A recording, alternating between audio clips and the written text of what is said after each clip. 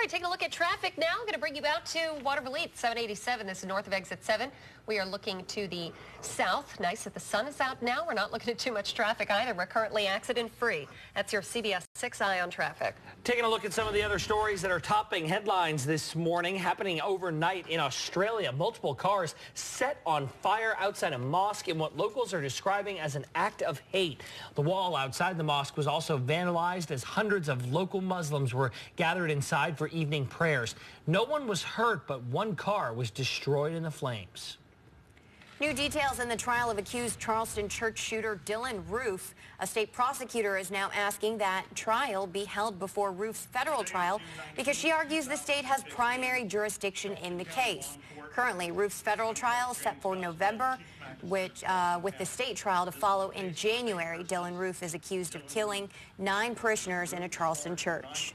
In Baltimore, the next police officer scheduled to stand trial in the death of Freddie Gray is asking for his case to be dismissed. Lieutenant Brian Rice is the highest-ranking officer facing charges, but he says that there's defects in the prosecution's case.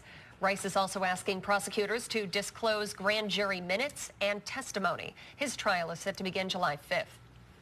In Washington, the Senate has blocked a bill to fight the Zika virus in the U.S. That bill would have cut funds from other health programs to help develop a vaccine and pay for mosquito control. Democrats opposed the bill, saying it was negotiated between House and Senate Republicans with little input from them.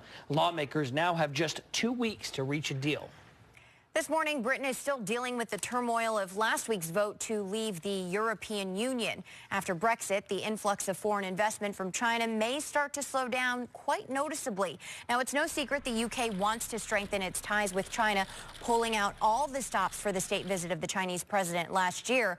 However, Brexit has made that a lot tougher. Britain is currently China's top destination when it comes to investing in Europe. 20% of all Chinese foreign direct investment in Europe goes to the UK, and that is now under threat. UK were to finally exit, then I think Chinese firms, along with many others in Asia, would have to redeploy some FDI into the rest of Europe. With its strong financial infrastructure and pro-China politics, the UK offered China a doorway into Europe and a market of 500 million potential consumers. But instead of building on that, China's leaders are now dealing with the fallout from Brexit. China's premier has recently voiced those concerns. Lawyers for media organizations and attorneys for the city of Orlando and the Department of Justice are fighting over which court should determine whether 911 tapes from the Pulse nightclub shooting can be made public. A hearing that was supposed to take place in Florida court yesterday was suddenly canceled after the DOJ was added into everything.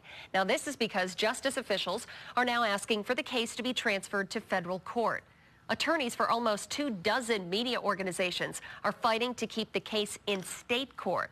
They argue that the city of Orlando is wrongly withholding recordings of 911 calls and communications between the gunman and the Orlando Police Department.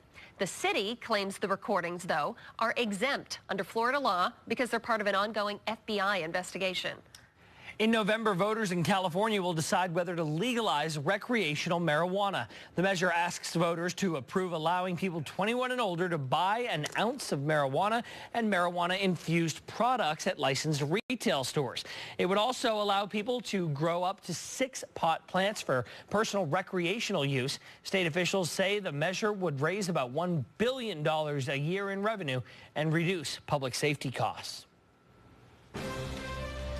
6:18 Wednesday morning, and wow, look at that photo. But is that from yesterday afternoon? Yeah, it's a good one, right?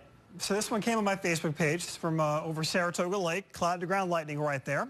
Had that severe weather pull on through. No threat for any severe weather today, but we're not quite done with the rain. I think we do see some pop-up showers as we get into the afternoon. The sun finally came out about 5-10 minutes ago. We're going to wind up seeing sun here and there, so some sunny breaks here and there, but I do think we see some showers later today. So a few pop-up showers. We're not quite as warm. We're not quite as humid as yesterday. We'll knock the temperatures back by about 5 degrees or so. We're drying out tonight. It'll be nice and comfortable with temperatures falling back into the 50s. And as far as 4th of July weekend is concerned, I think you're going to like the forecast. We'll get to that in just a few. Let's deal with today first. We get you out the door with temperatures in the 60s this morning. Latest check Albany International at 64 degrees. All right, so there was the stronger portion of this storm system heading out to sea. Now we have the upper level lows scooting on by, and this has a lot of cold air up above, and so that sort of makes everything a little bit unsettled, and that will get these individual cells to pop up, these showers that we'll see by about lunchtime and continue on until we finally set the sun. So breaks of sun right now, and then we'll start to see some showers pop up as we work our way to lunchtime. They'll be with us through the majority of the afternoon. They're hit or miss, 30 to 40% chance of getting underneath one of those showers at any given time, and then things quiet down overnight tonight as we go for fair skies and cooler temperatures in the 50s. Notice rain chances drop out altogether for tomorrow. Friday, they're back up as a cold front will approach. We have moisture, we've got heat. We're getting some thunderstorms again on Friday before we finally begin to dry things out as we get you into Saturday. Right on time for the 4th of July weekend. It's looking good. I mean, 81 for Saturday, Sunday, Monday. Mostly sunny skies. The only day that starts out a little cloudy will be Saturday after we see those storms on Friday. All right, high temperatures today. Looks like lower 80s from the capital region down through the mid-Hudson Valley. Should be in the upper 70s, working our way up to the North Country and middle to upper 70s for the higher elevations. Humidity values kind of sticky out there this morning, but as we go into the afternoon, it should be nice and comfortable out there for you. So 7-day forecast, like I said, after another bout of rain on Friday, we clear out perfectly for July 4th weekend. Highs in the low 80s, overnight lows in the 50s. There's your forecast, guys. Straight 80s, you see that? Yeah, looking ahead to that, not Memorial Day, 4th of July forecast. Didn't somebody do that yesterday, Memorial Day? I don't know. You did it? There you go. If you're a fan of breakfast, especially cereal, listen up. We'll tell you why you might want to start planning a trip to Times Square. Regulating ride-sharing services. The bill being debated in Massachusetts and what changes if it passes. All right, 6:21. As we leave you, we are taking you live. This is the Istanbul skyline. This morning, everything is back open at the Ataturk International Airport following yesterday's terror attack. 3 suicide bombers killed 36 people, injuring more than 145. So far, no group has claimed responsibility, but Turkey's prime minister does think that this could have been ISIS. We'll continue to follow this story all morning, including when we come back.